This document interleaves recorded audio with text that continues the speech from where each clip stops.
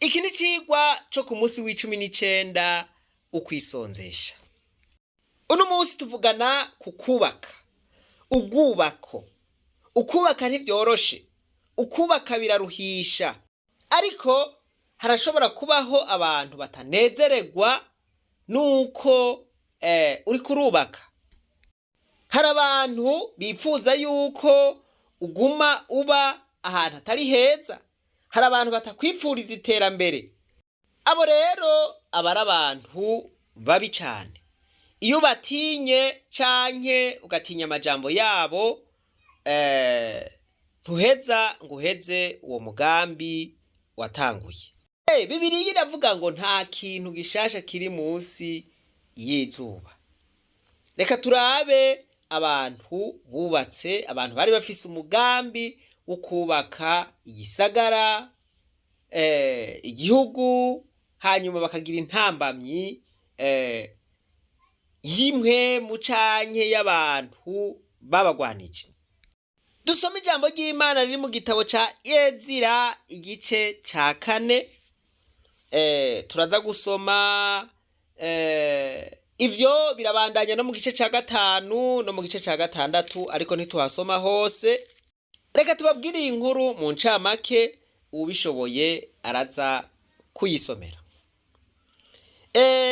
Igice ca 4 muri Ezira igice ca 4 haravuga ngo, ijambo ry'umutwe w'amajambo riravuga ngo abansi barondera inama zo kubabuza kubaka. Umurongo wa mbere haravuga ngo maze abansi b'Abayuda n'Ababenyamini bumvise yuko abavuye mu kinyago bubakira Uhoraho Imana y'Abisirayeli urusengero, baca begera Zerubabeli n'abakuru b'amazu ya ba sekuruza, batehe rero dufatanye kubaka kuko natwe dusenga Imana nk'iyo musenga. Ariko Zerubabeli n'abo bandi bari kumwe barababwira bati ntaho duhuriye mwebwe. Bati ni twebwe twenyene twokubakira Uhoraho. Ngo baca bahera ngaho bababuragiza, barabatangira n'impera. Ngo izo mpera baziha abantu baja kubabuza kugira inama, kugira ngo ntibashitse ivyo bigabiye gukora. Ukuvuga ngo wa mugambi ntibawushikeko. Vyarabandanije ngo abansi bandikira umwami babarega. Barabonye yuko bwa buryo bariko barakoresha budakwiye, baca bagira bati reka twandikire umwami tubarege. Mwumvirize aya majambo bandikiye umwami. Voilà, ku murongo w'11 haravuga ngo aya majambo namwe muyo bandikiye umwami, ngo ku mwami Artezarusi, twebwe abasavyi bawe bo hakuno y'uruzi turagize bwakeye. Urazirikanye Abayuda bavuye iyo bakaza bakagusanga i Yerusalemu. Ubu bariko barasubira kubaka ico gisagara kibi c'ikigarariji. Bariko baruzuza uruzitiro. Bariko basana amatanguriro. Reka rero mwumvirize ico bita kwitonesha. Ku murongo wa 13 haravuga ngo none nyaguhora ku ngoma, umenye yuko iki gisagara nicubakwa, inzitiro zacu zikuzura, ntibazotanga ikori canke ikibuguro canke ingorore. Nuko iherezo ryavyo abami bazokehanigwa. Voilà. Murumva? Abami canke umwami ntazosubira kuronka ibimukwiye. Ntandanse yiwe izokehanigwa, izogabanuka. Voilà. Umviriza rero akabirya ku murongo w'14 haravuga ngo none rero dutunzwe n'agasosa kava ibwami, tukosa kuzohava tubona umwami akehanirwa. Nico catumye tugutumako tukabikumenyesha. Voilà. Aba batipe bari batunzwe n'agasosa kava ibwami. Agasosa kava ibwami. Bati twe twitungiwe n'agasosa kava ibwami. Bataho rero turabona yuko umwami akehaniwe coca kiba ikibazo. Utwo twahora turonka ntituzosubira kuturonka. Ico gihe ngo bamaze kwandika ubwo rwandiko, umwami yarabumviye aca arahagarika bamwe bariko bariyubakira. Ariko ngo mu nyuma ngo abahanuzi abavugishwa n'Imana barababwira bati no mugwanye nabi, genda mwubake. Ngo nabo nyene baca barabafasha. Ba bantu basubira gushavura, baza barababaza bati ninde yabahaye uruhusha rwo kubaka. Iyi nkuru ni ndende kandi bahavuye bubaka ca gisagara, ca gihugu, rwa rusengero bariko barubaka kandi bararuheza naho abo bandi baguma bavuga. Voilà. Icigwa none twokuramwo n'icahe. Mu bikorwa byose wokora bikaba ari ibikorwa vy'Imana, ntibishobora kubura intambamyi, ntushobora kubura abaguhagurukira ugatangura igikorwa, nturonke abaguhagurukira canke abakigwanya, aho gishobora kuba atari igikorwa c'Imana. Mu gihe ari igikorwa c'Imana bakaguhagurukira, abo nibo baca baguha inguvu zo kubandanya. Ahubwo bataguhagurukiye icubahiro c'Imana ntako coboneka. Voilà. Mu gifaransa bavuga ngo à vaincre sans péril on triomphe sans gloire. Iyo utanguye igikorwa ukigira umudoge, ntihagira akantu na gatoya kakugora, donc urangiza utagize canke udafise experience. Voilà. Umuntu yakoze igikorwa akagenda arahura n'ibibazo vyinshi, ivyo bibazo agenda arabitorera inyishu, uyo muntu usanga afise experience nini, akagoranye kose abazi ingene agatorera inyishu. Voilà. Mu wa gatandatu kera hariho ubufindo bita probleme canke hariho abantu bakoze ubufindo bwo muri burugo. Je ntabwo nakoze ubufindo bwo muri burugo, twe twakoze probleme. Iyo wakoze ama exercice menshi ugakora probleme nyinshi, nukuvuga ngo muri konkuru batora muri izo nyene.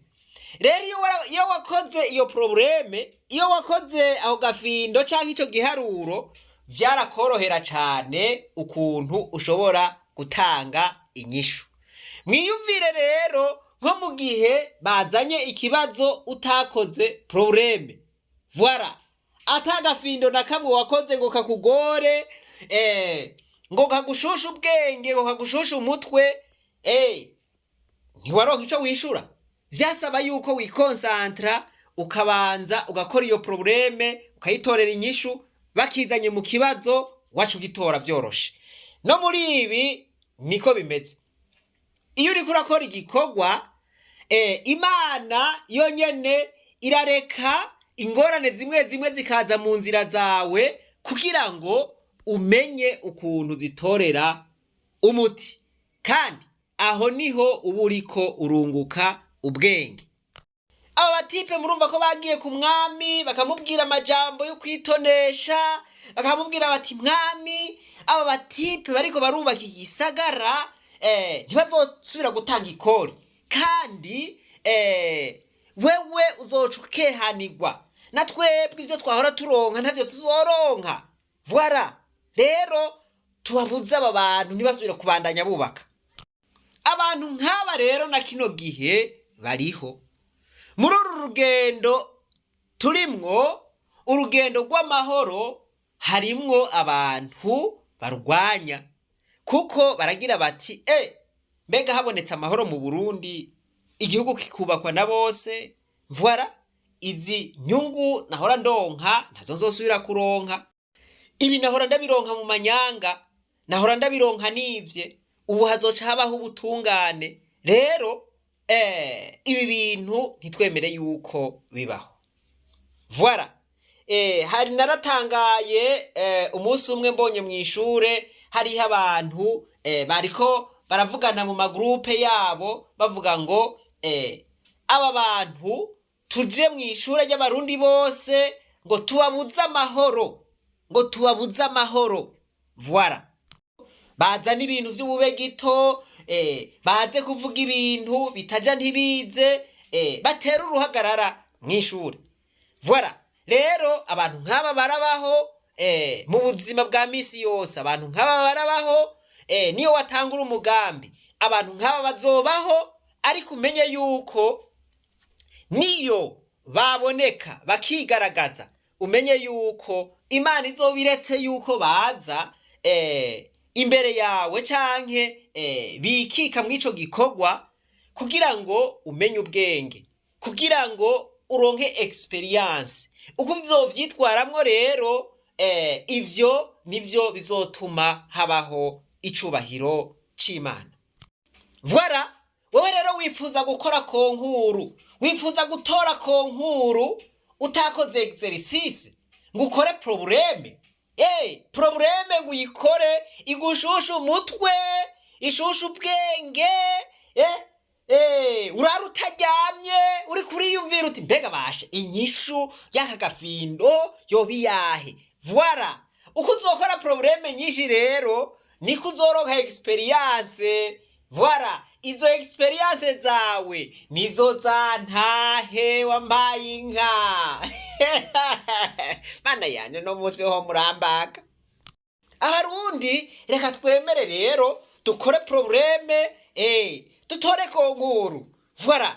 Muri izi probleme hariho abazogutwenga, hariho abazogukritika, hariho abazokurondera kugira ngo baguce umutwe, hariho abazogutera ubwoba, hariho abazotwara ibintu vyawe, hariho abazokunyuruza, hariho abazokomora, hariho abazokugumiza mu buhungiro.